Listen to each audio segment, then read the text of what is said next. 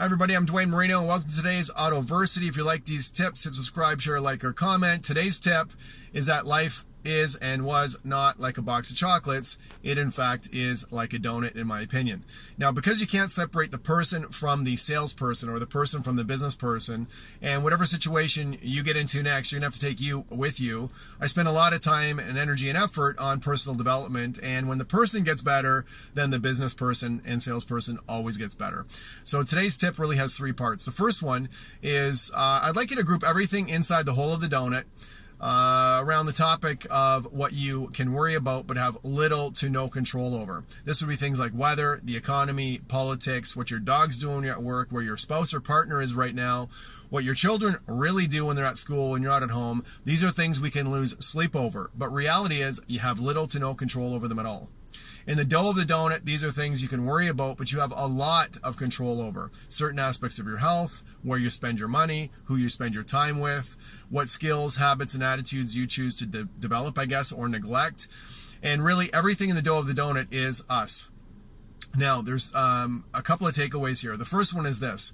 I found it really helpful years ago, as soon as I'm under stress, to ask myself, can I control this? Can I control any aspects of it? And if I cannot, I've tried to give it back to the universe, to God, to spirit, to the world, to the wind, whatever, but there really is no point spending a lot of time and energy on something you cannot control. I'd like you to watch social media and the news and conversations at the water cooler and also what's going on inside your own mind, and you're going to realize a lot of the conversations and really a lot of our stress that we get under, our distress, is a result of us thinking about and worrying about things we have little to no control over. In the meat of the donut, the dough of the donut, where all the money is, this is where the dough is. This is where you can worry about things, but you have a large percentage of control over them. This would be things like your skills, habits, attitude, where you choose to spend your time and money, what you focus on and pay attention to, certain aspects of your health. There's a lot of things we have a lot of control over. Now, a couple of takeaways. I found it very helpful years ago to discipline myself into understanding that when I'm first under distress, to ask myself, can I control this? Or what aspects of this can I control? And if I can't control it, I try to give it back to God or spirit or the world or the wind or whatever, but there is no point spending time, money, and energy on things you can't control. And if I do find I can control it, then I dive in deep and I try to figure out if there's some information or execution that I can work on. And if I can control it, then that's now a reduction in my personal stress because I realize, okay, I can go to work on this.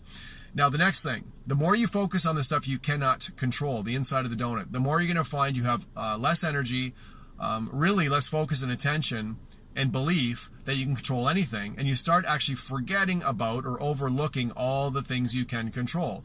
This is what most people get caught into. However, the reverse is true. When you start focusing on things you can control and you really get actually obsessed with these things and create these items that you can control as your high level circle of engagement, you actually will start forgetting about all the nonsensical stuff that we can't control. It could stress us out, but we can't control it. So you've only got so much time, energy, and effort and money in you, and that, I guess, breakdown and understanding if you can't control it, it needs to be pure entertainment. Everything on the news, everything on TV, pretty much we can't control it. Make it entertainment. This should allow you to talk about politics, sex, religion, and anything else in between without any, I guess, hostile or emotional reactions. Unfortunately, that's not going to be the case with most people, but you should be able to now that you understand it, because those are topics you cannot control.